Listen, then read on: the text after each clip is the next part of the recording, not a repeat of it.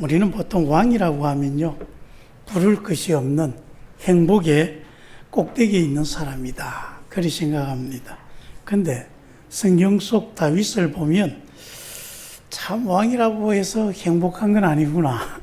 왕도 우리와 똑같이 참 많은 고통과 어려움을 겪고 살아가는구나.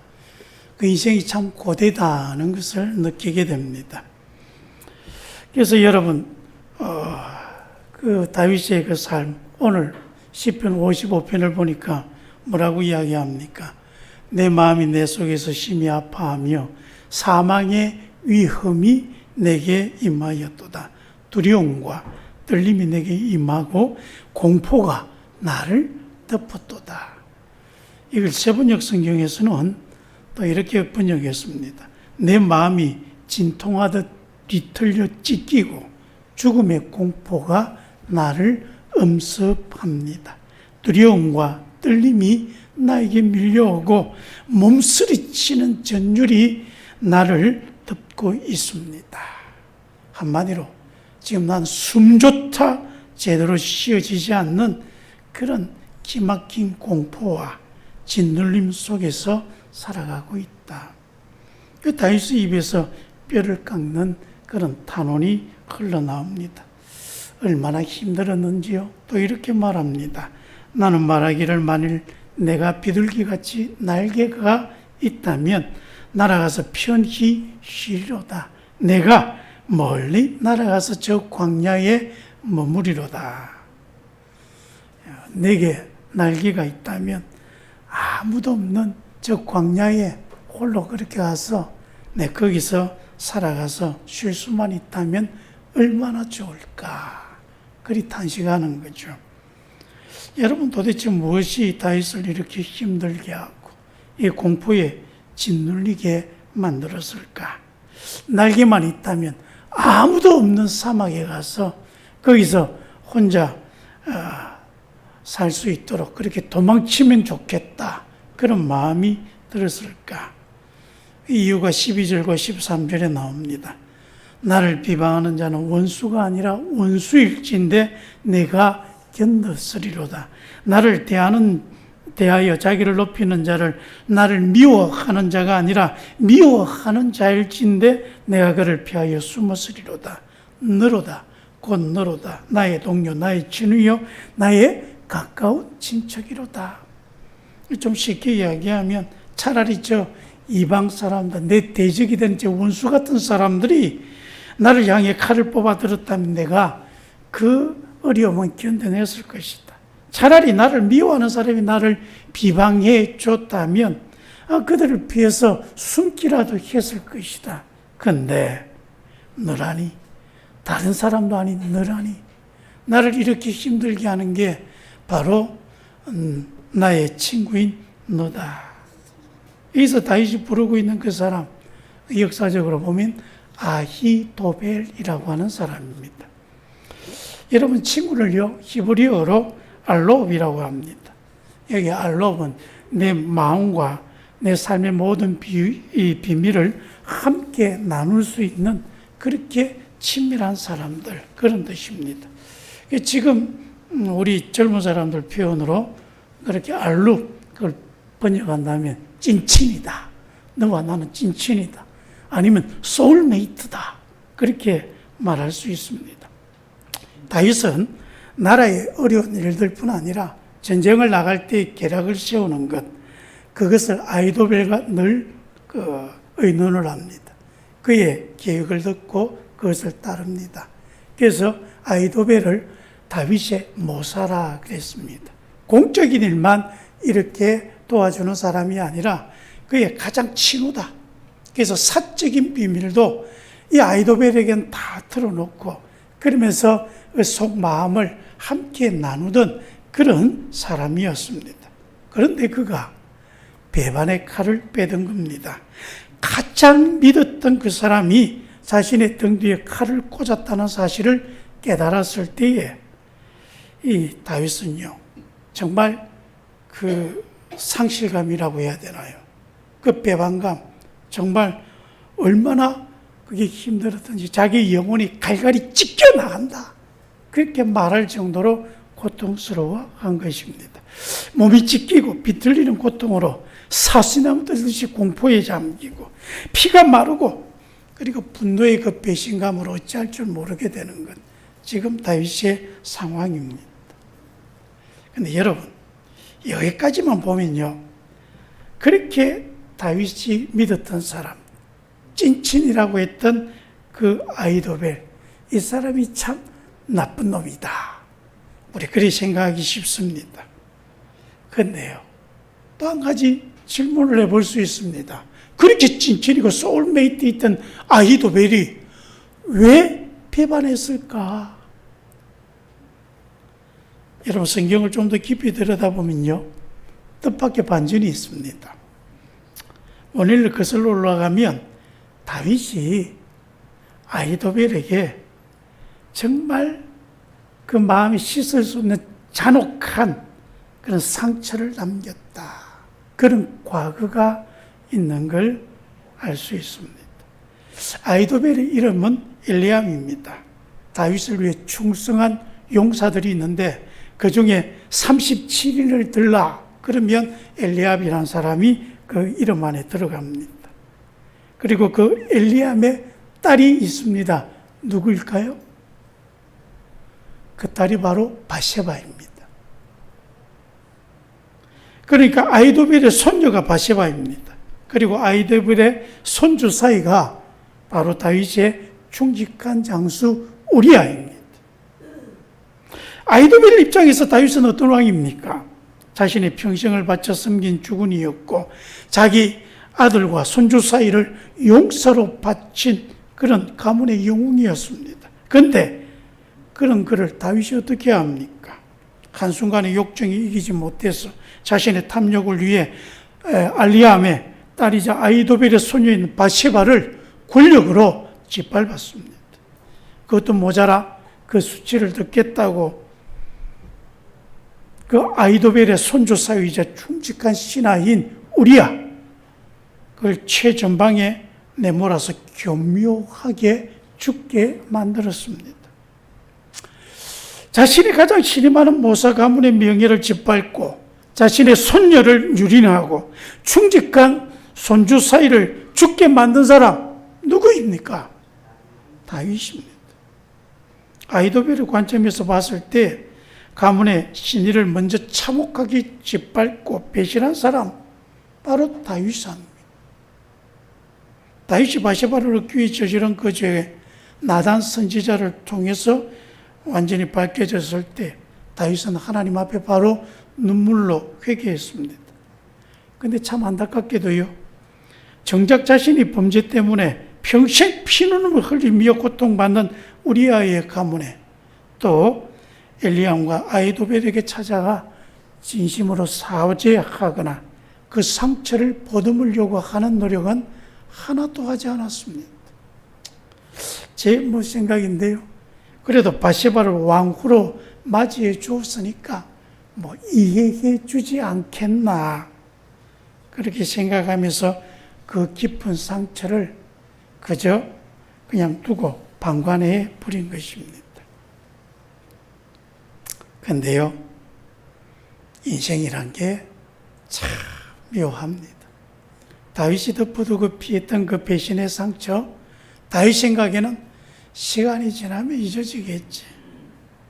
하지만 아히도벨의 가슴 속에서 수년 동안 썩어 들어가며 이것은 스슬픈 복수의 칼날로 다듬어집니다. 그리고 훗날 압살롬이 반역을 일으켰을 때의 아히도벨은 자신이 받은 그 상처를 되돌려주기 위해서 압살롬의 편에 서고 그리고 다윗을 향해 칼을 뽑아 들었던 것입니다. 참 비극입니다.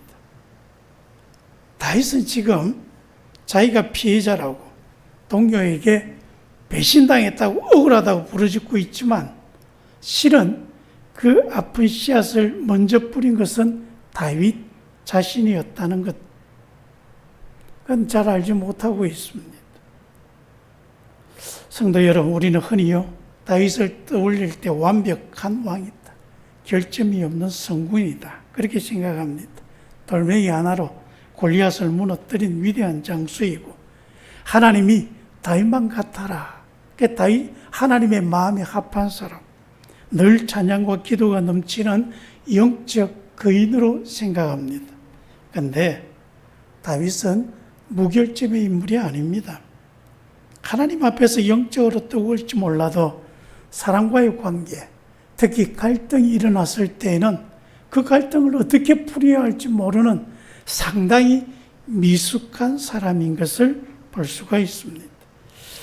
다윗, 그 인간관계에서 문제가 생겼을 때 그 하는 그런 모든 삶을 보면요, 그 갈등을 직면해서 어떻게 하든 제대로 해결해 보려고 하지 않습니다. 늘 그런 갈등이 오면 회피하고 덮어두려고 했습니다.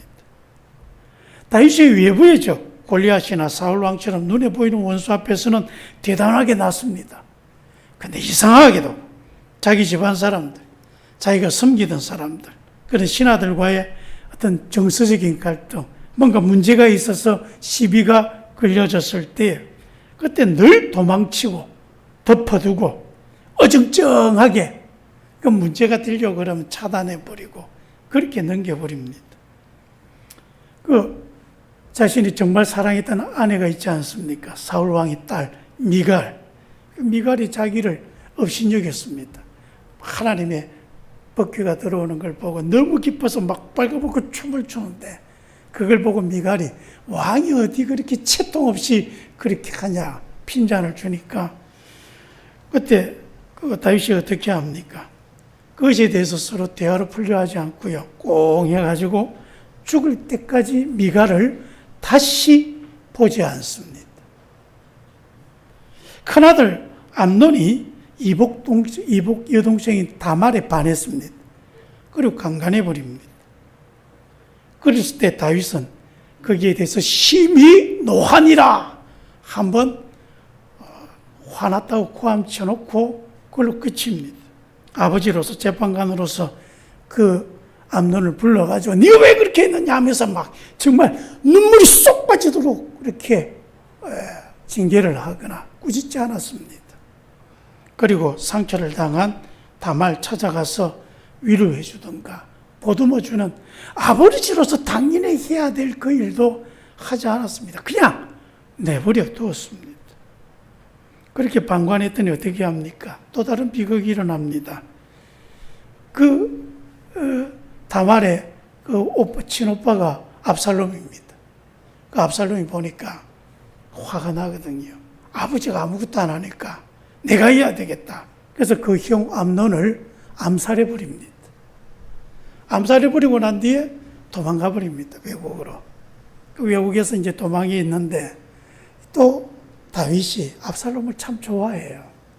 그래서 압살롬을 자꾸 찾으니까 그래서 그 부하가 그 마음을 알고 또 압살롬을 다시 불러들입니다. 불러들였으면 또 앉혀놓고 네가 그때 왜 그랬느냐? 내가 그때 너무 힘들었다. 앞으로 좀 그러지 마라. 관계 회복을 하면서 압살롬이 아들로 제대로 살아가도록 또 왕자로서 살아갈 수 있도록 해줘야 되지 않습니까? 안 합니다. 내버려 둡니다. 2년 동안 압살롬을 방치해버립니다. 그러니까 어떻게 해요? 압살롬이 불만을 품고 그때부터 반역의 칼을 갈기 시작합니다. 아히도벨 역시 마찬가지입니다. 과거의 허물을 직면하는 것이 두려워서 그냥 묵인하고 방치해버렸습니다. 때가 되면 뭐 괜찮아지겠지. 사랑하는 성도 여러분, 다윗이 피하고 싶어 했던 그 수치스러운 과거, 직면하지 않고 덮어두었던 갈등의 문제들, 내버려 두니까 어떻게 되던가요? 우리가 흔히 시간이 해결해 줄 것이다. 물론 시간이 해결해 주는 것도 있습니다. 하지만 제때 해결하지 않으면 그 시간이 도리어 독이 되는 문제들도 많이 있다는 걸 알아야 합니다. 풀지 않으면 그 문제는 사라지지 않습니다. 시간이 지나면서 그것은 거대한 눈덩이가 되어서 다윗의 어깨를 짓누르는 무거운 짐이 되어 돌아왔습니다. 아들의 반역, 그 압살롬이 반역을 일으켜서 다윗이 밤에 막 야밤 도주를 합니다. 근데 그 보니까 자기가 가장 믿었던 친구, 그래서 모든 것을 의논했던 모사 아히도벨도 배신해서 거기에 가담해 있습니다. 다윗은 예루살렘에서 맨발로 울며 도망쳤습니다. 얼마나 비참합니까? 그런데 이 모든 참혹한 현실, 남이 억울하게 가져다 준 그 짐입니까? 가만히 돌아보니까 다윗 자신이 뿐인 씨앗입니다. 자신이 직면하지 않고 회피했던 그 관계에 미숙함이 빚어낸 자업자득의 짐이 그에게 돌아온 겁니다. 우리도 그렇지 않을까? 여러분은 어떠십니까? 다윗처럼 불편한 사람, 어떤 불편한 일이 생겨서 관계가 틀어집니다. 그런 갈등이 일어나게 되면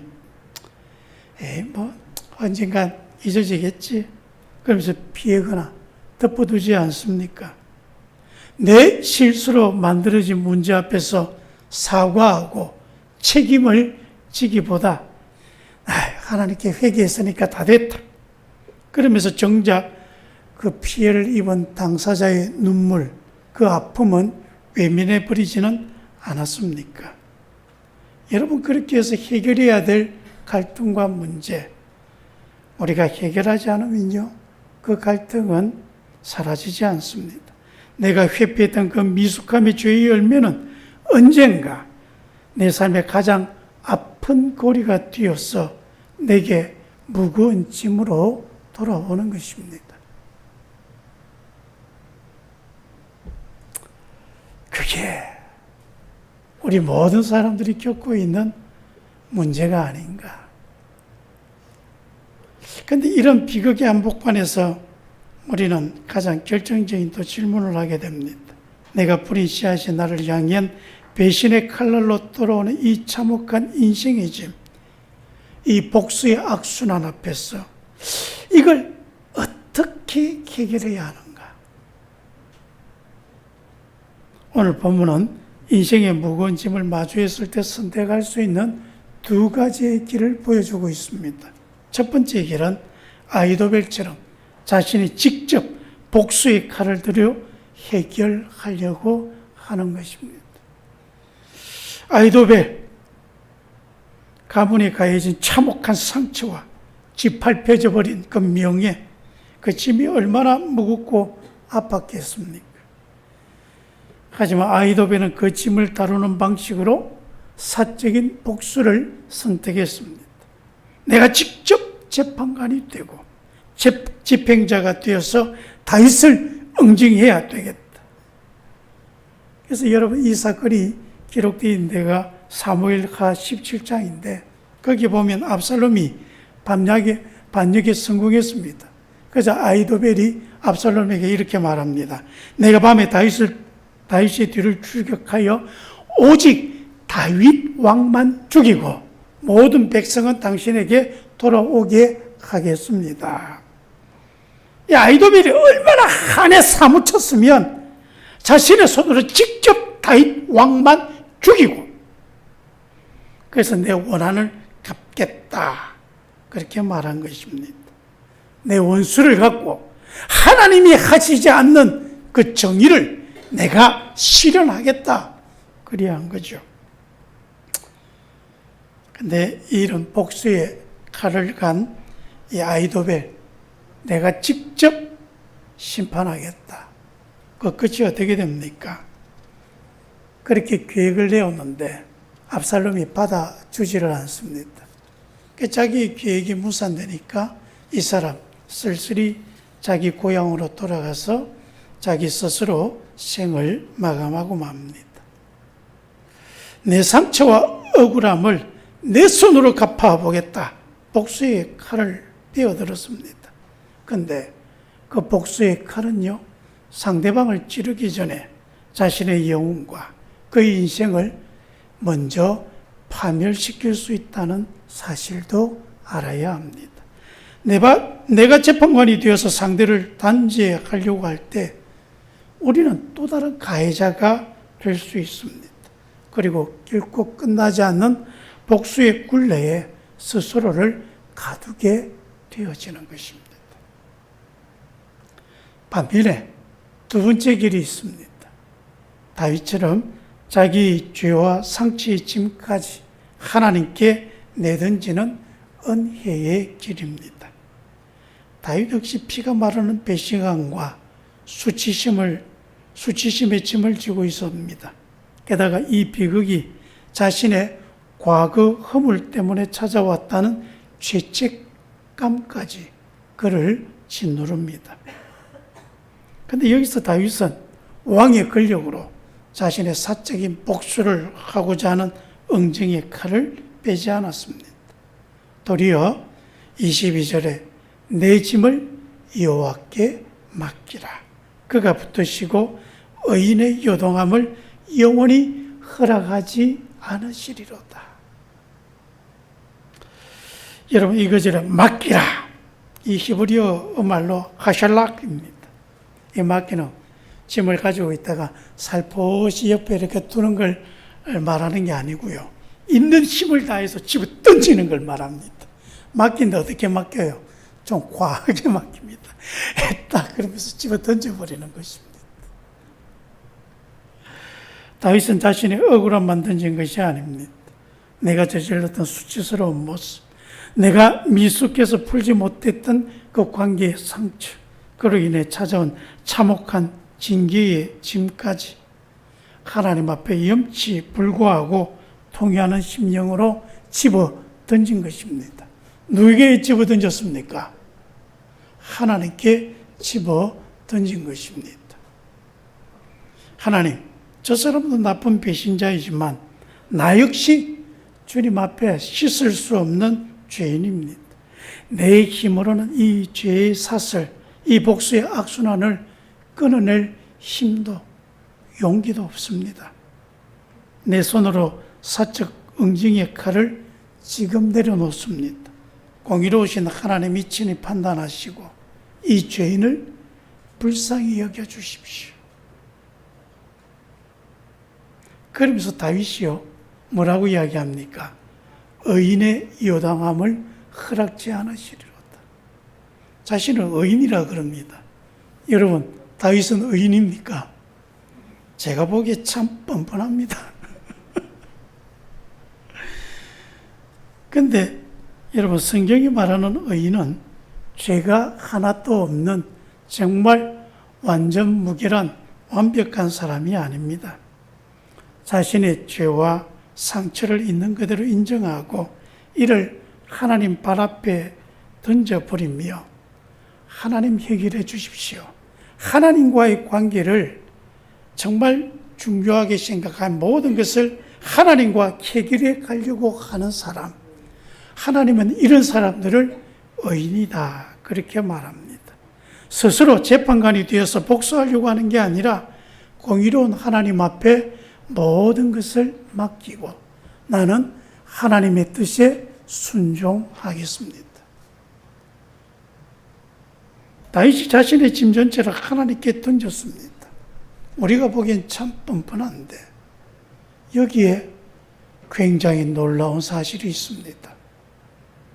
만일에 제가 하나님이면 일단 꿀밤부터 한 대 때리고 시작할 것 같습니다.